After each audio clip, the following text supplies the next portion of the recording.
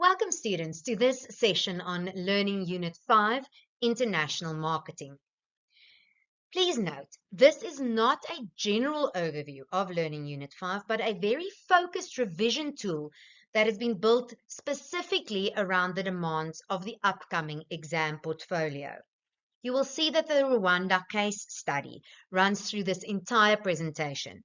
So Rwanda is not merely decorative context. It is the analytical lens through which every concept in Learning Unit 5 must be understood and applied in the exam.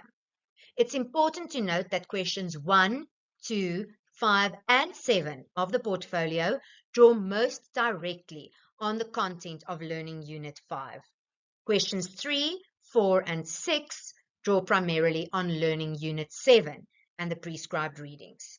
So let's begin by understanding what this unit covers and exactly where it intersects with your exam questions.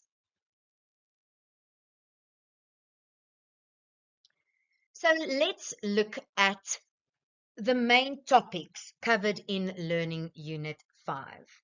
Learning Unit 5 covers the nature and definition of international marketing, related concepts like domestic, trade, business, and global. Then it looks at theoretical frameworks, for example, Uppsala, internationalization, the idea of an eclectic framework. Then we look at the uncontrollable environmental factors. There are 6 factors, and that is the core of question 2 in the exam portfolio. This is followed by the marketing mix, which is the 4 Ps, and you will see that particularly 2 of those Ps are relevant to question 2 and question 5, and then we have the promotional mix and distribution channels. So let's now build up each of these areas systematically, starting with the foundational definition. So what is international marketing? International marketing involves planning, pricing, promotion, and directing the flow of goods and services to consumers in more than one country, always in pursuit of profit. But this definition is deceptively simple. At the same time, it carries a lot of significant analytical weight. There are 3 key phrases in Joshi's definition. Firstly, more than one country. This is the threshold that distinguishes international marketing from domestic marketing. Any marketing activity that crosses a national border qualifies. So, for example, in your case study, Rwanda's Visit Rwanda campaign targeting tourists in Europe, Asia, and North America is by definition international marketing. The next important phrase, planning, pricing, promotion, and directing the flow. This is the precursor to the 4 Ps. The marketing mix is not just an academic framework. It describes what international marketers actually do every day. And then finally, in pursuit of profit. Even when the product is a nation state rather than a commercial good, the underlying logic of international marketing applies. Rwanda is selling its territory, its infrastructure, and its narrative in exchange for foreign direct investment, tourist revenue, and reputational capital. So now let's walk through the 4 core concerns. Firstly, identify. You identify the needs of your prospective customers in international markets. In the context of the Rwanda case study, Rwanda identifies target audiences, investors, tourists, conference organizers, and the international media. Then we look at decide. Marketing mix decisions are made that are suited to the diversity of global consumers.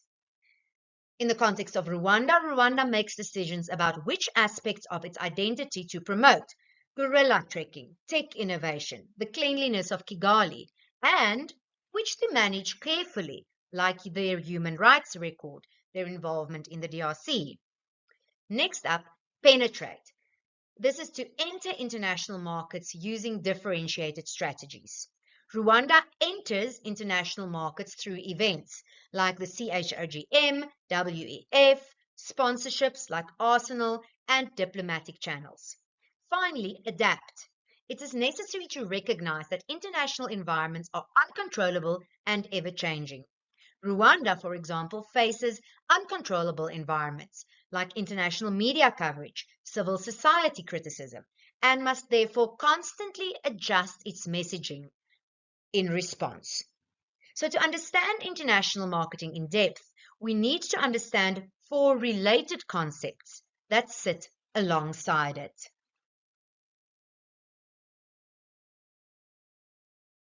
These four concepts, domestic marketing, international trade, international business, and global marketing, are often confused with one another. So it's important that you can distinguish each carefully.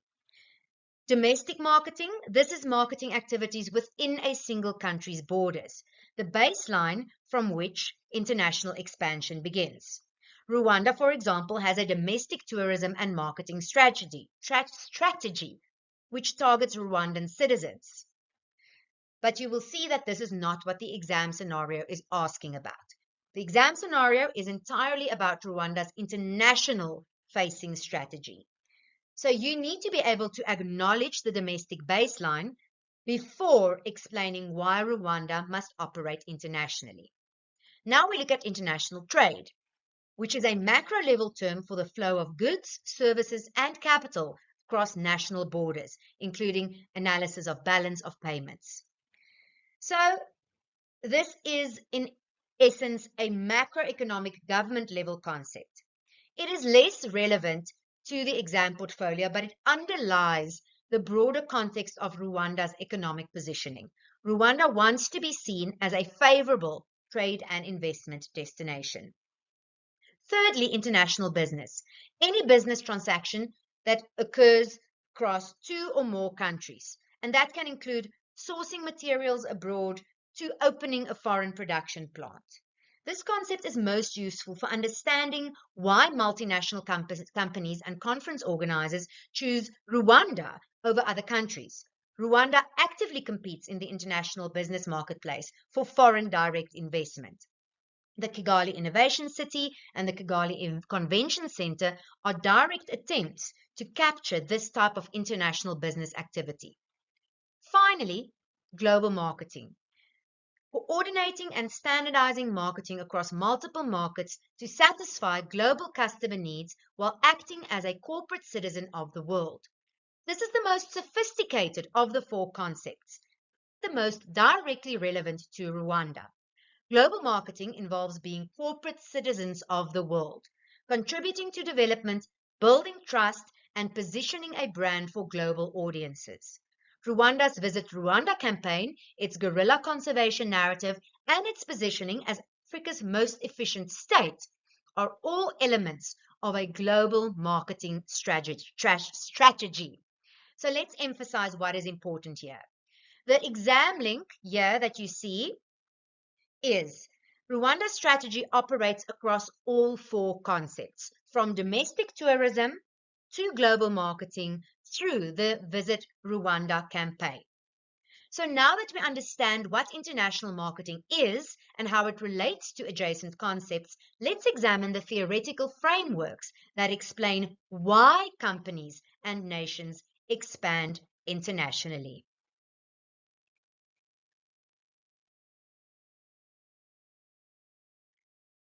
Now we get to the theoretical frameworks of international marketing. These three theories explain why organizations expand internationally.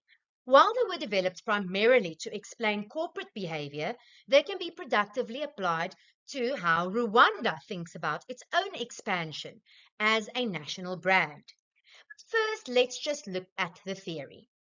The internationalization theory, or the so-called Uppsala model that was developed by Johansson and Vollner in 1977. This theory has a domestic focus.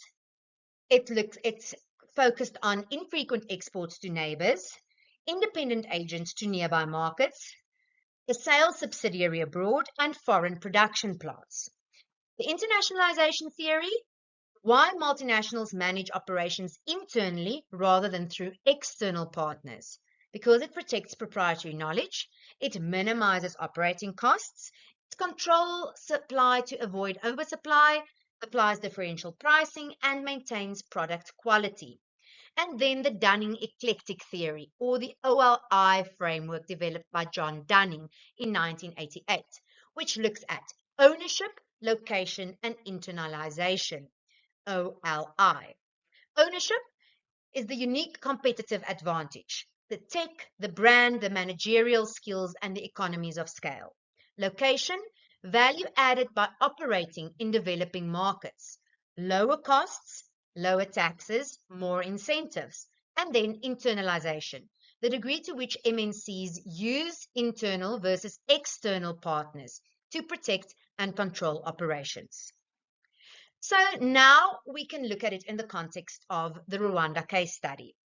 The internationalization theory, or the Uppsala model, has 5 stages, and it describes a gradual incremental process of going global. In the context of Rwanda, you can use this model to explain how the country has progressively deepened its international engagement, starting with domestic tourism, then regional, East African marketing, and then increasingly targeting European, Asian, and American audiences, specifically through the Arsenal deal and major international events.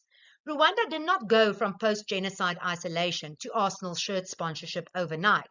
It followed an incremental internationalization logic. Then the internalization theory. This theory emphasizes the importance of managing operations internally to protect knowledge, control quality, and reduce costs. For Rwanda, this is visible in the fact that the entire national brand strategy is managed directly by the government. It's not outsourced to a private marketing agency that might dilute the message. The government controls the narrative, the social media accounts, the diplomatic messaging, and the event strategy. This is internalization in practice. And then the Dunning eclectic theory. This is the most analytically powerful of the 3 theories for the purposes of the exam. So, in terms of ownership, Rwanda's ownership advantages include its mountain gorillas, one of only 3 countries globally, its relative political stability and efficiency compared to its neighbors, important, and the Kagame government's well-developed communication infrastructure. Listen, there's a lot to criticize about Rwanda as well, but this is our case study, so let's focus on the context.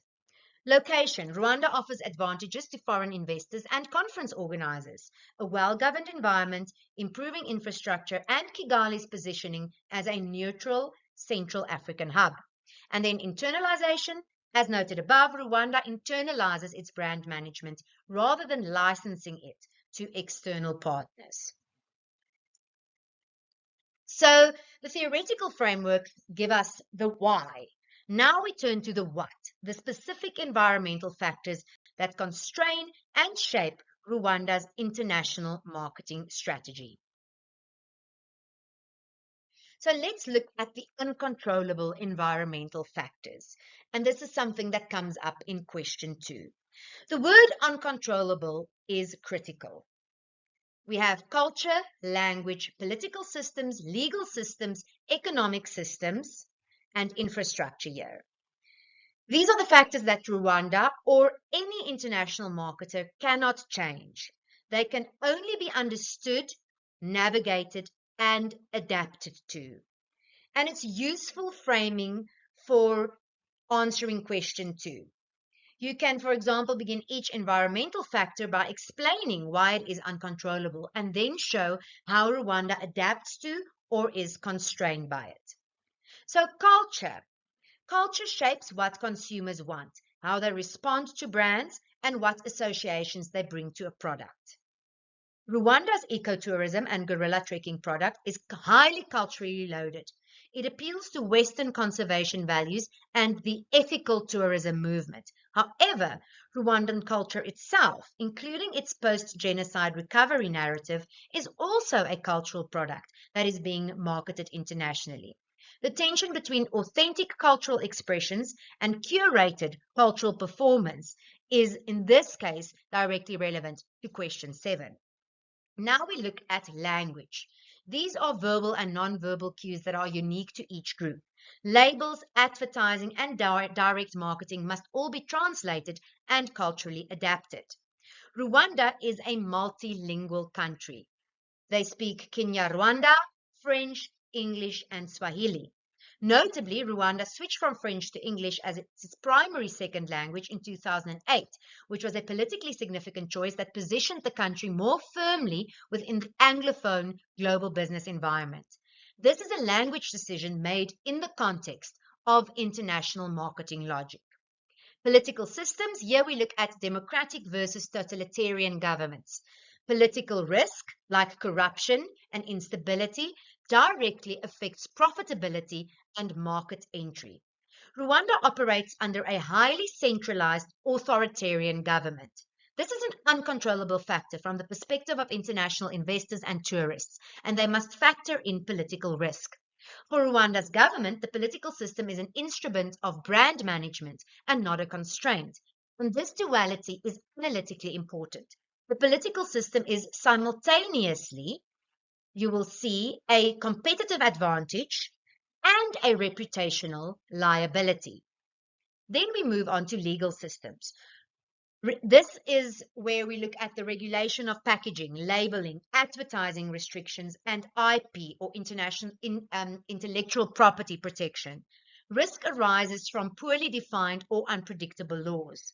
Rwanda has worked to establish clear and enforced legal frameworks for business, and this is part of its pitch to foreign investors. Its legal system is positioned as a strength. However, critics point to inadequate protection of political rights and civil liberties as a legal weakness. Now we move to economic systems. Market capitalism through to centrally planned socialism. These are all economic systems. Government control can create barriers to entry for MNCs. So Rwanda's economy blends state-led planning with market liberalization, elements of both centrally planned and market capitalism. The government plays a major role in directing economic activity, like funding Rwanda Air, building the convention center, while it simultaneously courts private international investment. And then the final uncontrollable environmental factor is infrastructure. This includes power, transport, telecommunications, skilled labor, and governance. Cheap labor alone is insufficient. Literacy and stability matter too. And this is arguably the most directly visible environmental factor in the Rwanda scenario. Kigali's clean streets, the convention center, the expanded airport, Rwanda's network, drone medical delivery, and Kigali Innovation City are all infrastructure investments that function simultaneously as development projects and marketing assets. Let's now see how 3 of these factors play out specifically in Rwanda's case, which is exactly what you will need to do in question 2. So, how will we apply environmental factors to Rwanda? You will see that this slide models the kind of applied analysis that we expect of you and which question 2 demands. So I'm going to work through each example carefully. Let's apply culture. The evidence is Rwanda's guerrilla trekking product and ecotourism narrative. But I need you to push deeper. The cultural framing of Rwanda as green, sustainable, conservation-minded is a carefully constructed cultural identity marketed to specific international cultural values. European and North American tourists increasingly seek ethically positioned tourism, and Rwanda has aligned its product with this cultural shift. It's not a passive adaptation to culture, it is an active exploitation of cultural trends in target markets. You need to note that this demonstrates sophisticated international marketing thinking, understanding the cultural environment of the target market and not just the home market. The next factor is the political system. The evidence is dual. On one hand, the centralized Kagame government has enabled a coherent, well-funded, top-down national brand strategy, something fragmented democracies often struggle to achieve.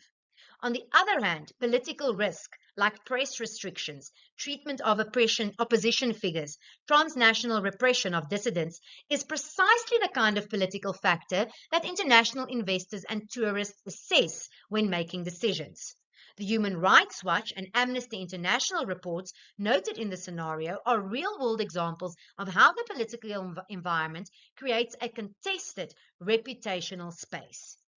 So for the purpose of question 2, you can say that Rwanda's political system is both an enabler of its marketing strategy and a source of reputational risk.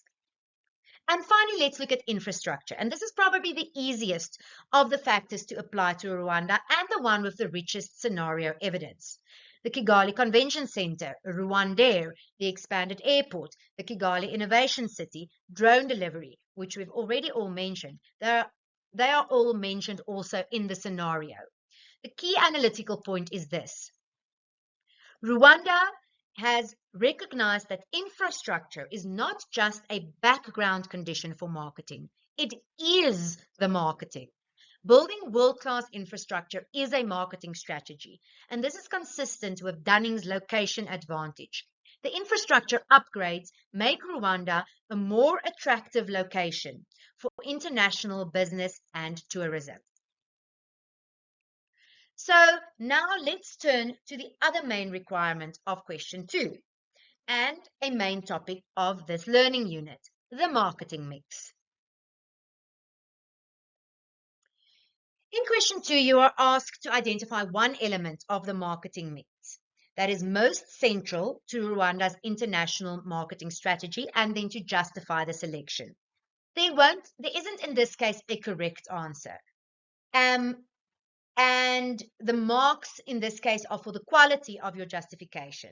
But let's walk through the logic of each P as it applies to Rwanda so that you can make an informed choice. But let's first look at each P.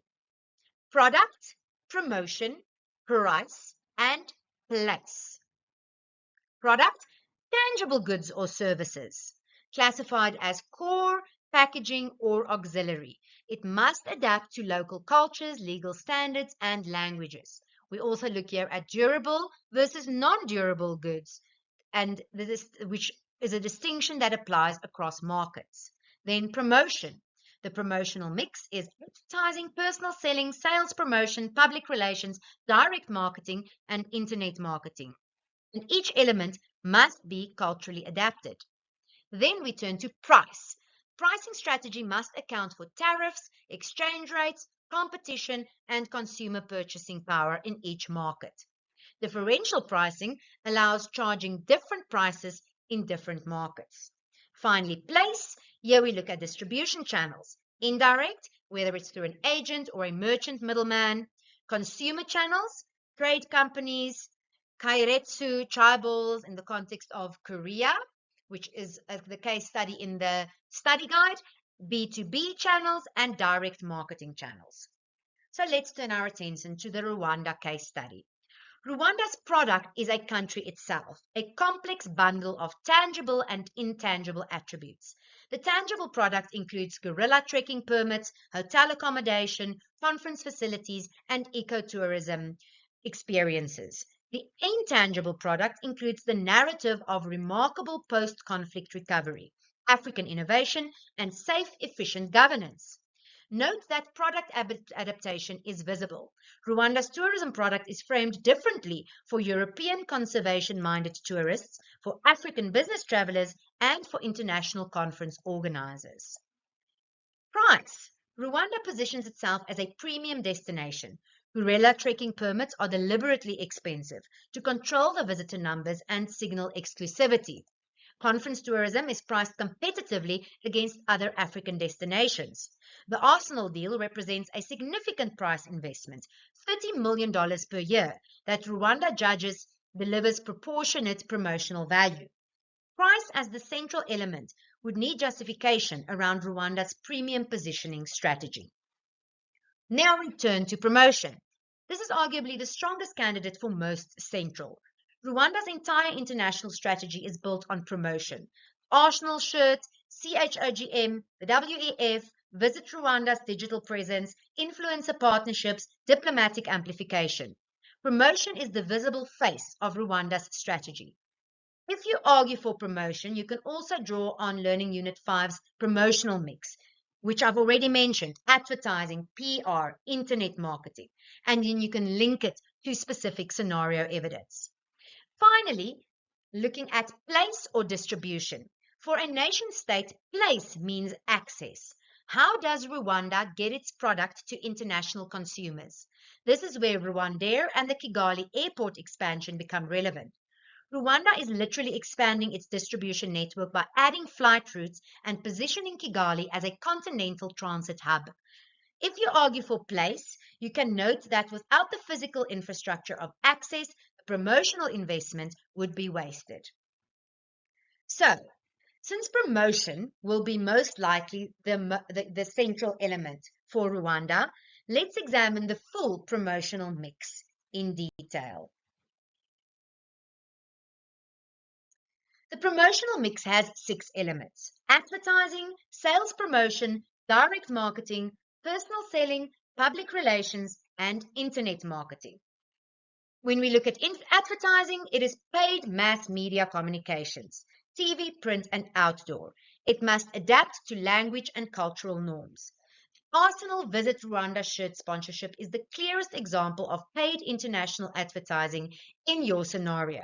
It is estimated to, and I've just mentioned that, cost $30 million annually, and it generates millions of impressions across global media. From the perspective of Learning Unit 5, this is advertising in a culturally adapted context. Football's global audience includes exactly the demographic Rwanda wants to reach: relatively affluent, internationally mobile Europeans and global audiences who follow the English Premier League. Personal selling. This is face-to-face or direct communication between seller and customer. It is useful for industrial goods, and international marketers must train their sales teams in local cultural products. This is less directly evidenced in the scenario, but present in Rwanda's diplomatic missions and the direct engagement at events like CHOGM and WEF. When Rwandan government representatives make the case for Rwanda to investors, conference organizers, or foreign governments at these events, they are engaged in institutional personal selling. Sales promotion. Here we look at short-term incentives like discounts, coupons, competitions. It must be adapted to local consumer behavior and legal regulations around promotions. This is also less prominent in Rwanda's strategy. You can argue that competitive conference pricing or targeted incentives for foreign investors function as a form of sales promotion, but it is a bit of a stretch. So therefore, you'll most likely be likely to choose this element as central. Now let's turn to public relations. This is building goodwill. There are many examples mentioned in the study guide, like the MTN Foundation Nigeria, the Honda Value to America campaign, and the tools through which this takes place include sponsorship, community activities, and special events. Rwanda's PR activity is extensive and sophisticated. MTN's community investment in Nigeria from the Learning Unit 5 in the study guide provides a very useful template for understanding how PR works in the African international marketing context. And Rwanda applies a similar logic through its development narrative: female parliamentary representation, drone medical delivery, Kigali Innovation City. These are not just policy achievements, they are PR assets. Note also that managing the narrative around human rights criticism requires active, ongoing PR work through diplomatic channels. Direct marketing. This is interactive, measurable response system. It uses a database management, telemarketing, and direct mail, and it must account for language and postal or telecoms infrastructure. The scenario mentions database management and direct communication with international conference organizers and investors. Visit Rwanda's digital platform includes direct engagement tools. This is less central than advertising or PR, but it is present. And then finally, the internet marketing. This is two-way and interactive. This includes social media, Facebook, Instagram, X, and that is integrated with traditional media. This is the bridge to question 5. Internet marketing is interactive two-way. It allows real-time participation, like I've just mentioned. Rwanda's active social media accounts, professionally produced digital content, and influencer partnerships all constitute internet marketing. The key Learning Unit 5 point here. Internet marketing allows consumers to participate in and modify promotional content, which means Rwanda cannot fully control its digital narrative. Critical content circulates alongside official messaging. And this is relevant to question 5's question about how critical content complicates reputation management. So let's move then to the fourth P, place, and its distribution channel dimensions.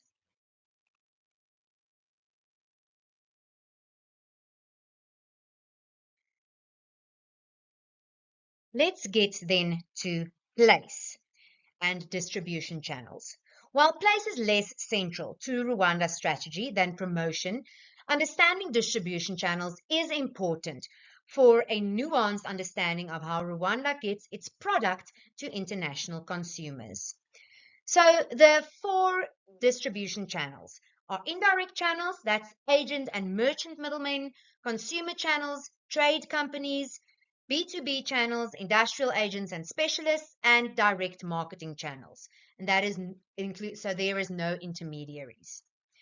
So for a nation state, indirect channels are the travel industry, tour operators, travel agents, online booking platforms like Booking.com and Airbnb experiences who market Rwanda's tourism product to end consumers. Rwanda's Visit Rwanda brand must work with these intermediaries. Rwanda does not sell gorilla trekking permits directly to every tourist. It works through a network of licensed tour operators who act as agent middlemen. Consumer channels, the discussion of Japan's Keiretsu and Korea's Chaebol is in Learning Unit 5 in the study guide is an important illustration of how large integrated business conglomerates function as distribution intermediaries. While this is less directly applicable to Rwanda's case, it is relevant background knowledge. Note that Rwanda has positioned itself as a destination for Korean and East Asian investment through events and diplomatic channels. Understanding how chaebols, for example, operate helps explain the nature of the business relationships Rwanda is cultivating. B2B channels, conference tourism involves B2B distribution.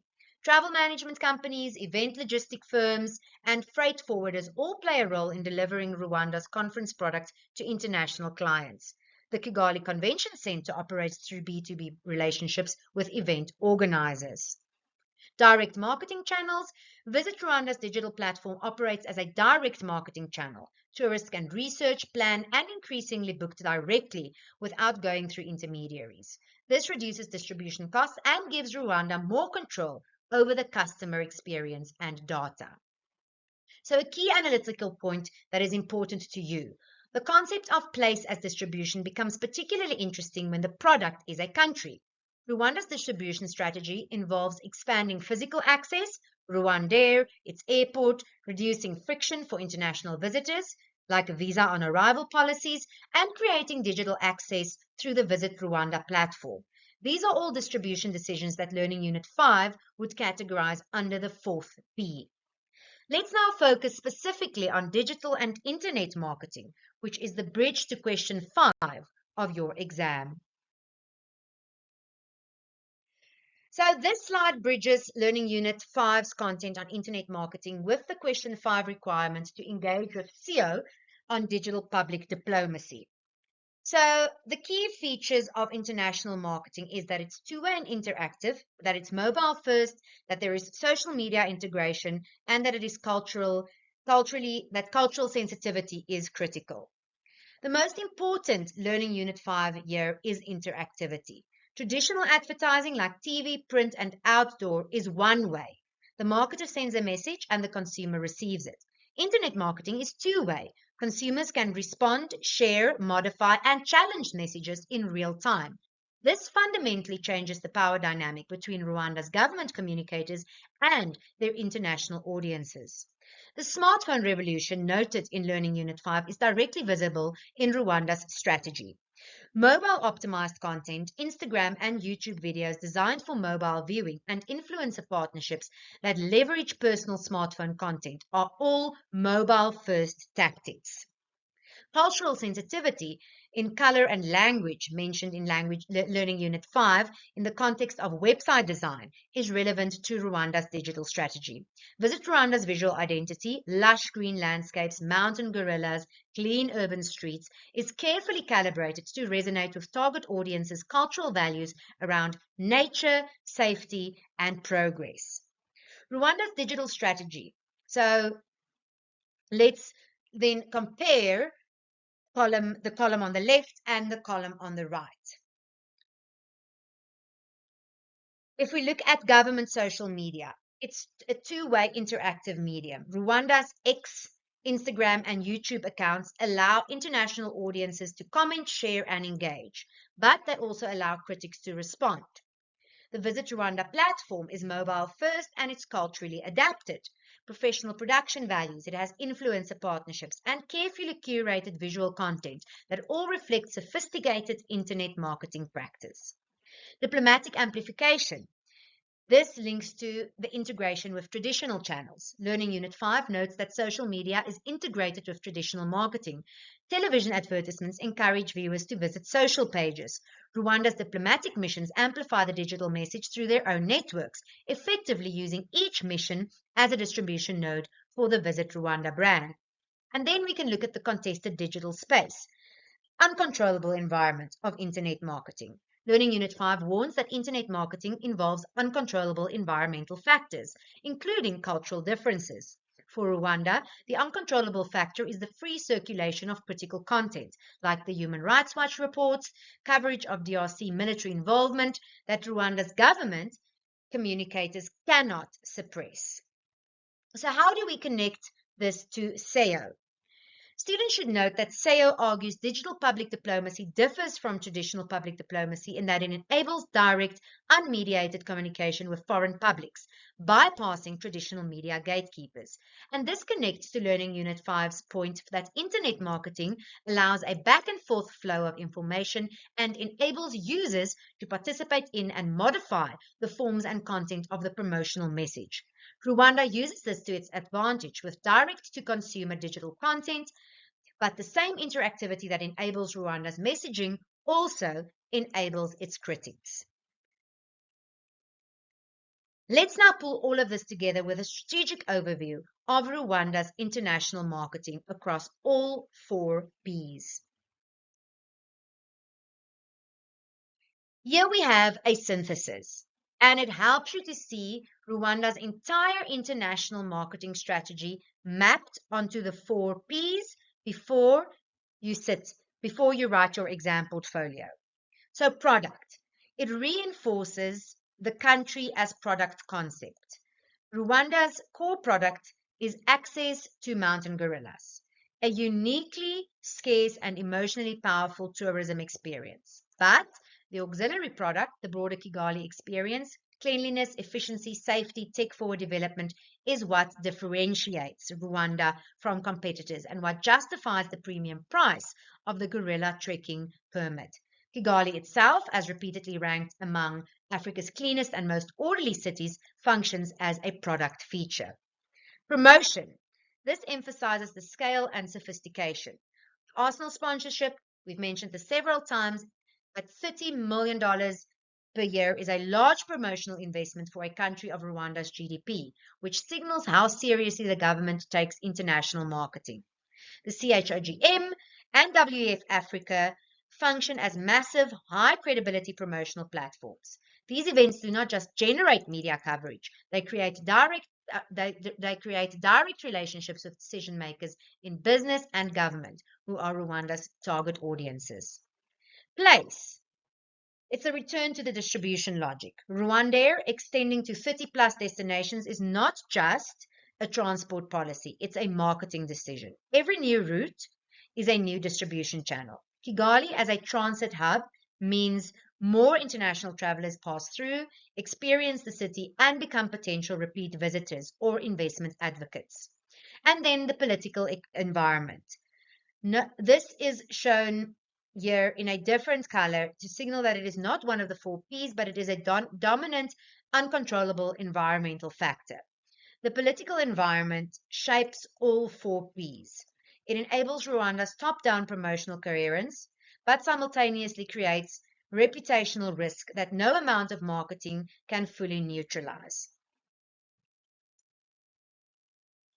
So before the exam portfolio, before you start working on it, it is very important that you know and understand and that you are clear on the key terms and the concepts. So we will end off with just a very quick reference glossary.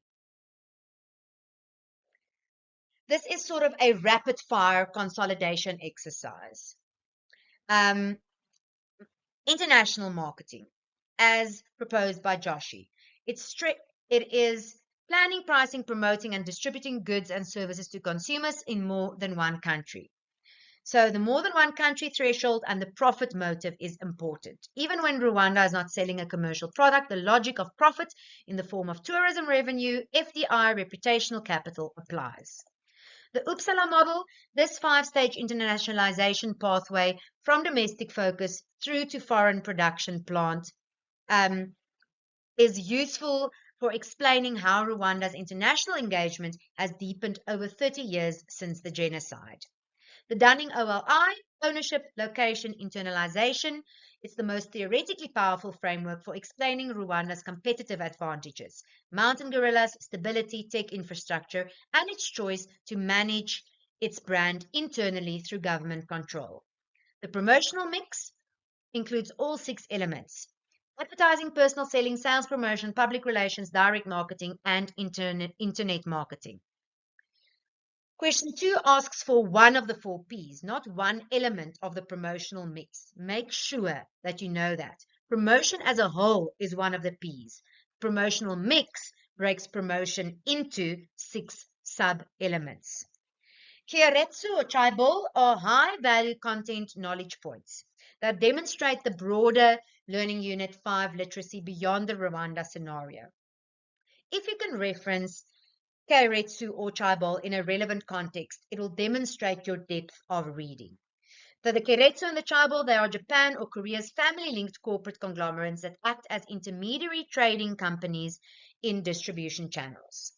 Uncontrollable factors. The word uncontrollable must appear in your exam portfolio when you are discussing environmental factors. These are not factors that Rwanda chooses. They are factors that Rwanda must navigate. They are culture, language, political systems, legal systems, economic systems, and infrastructure.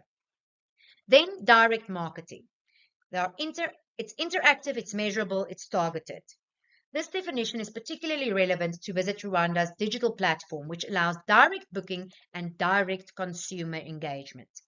And finally, differential pricing, charging different prices in different markets.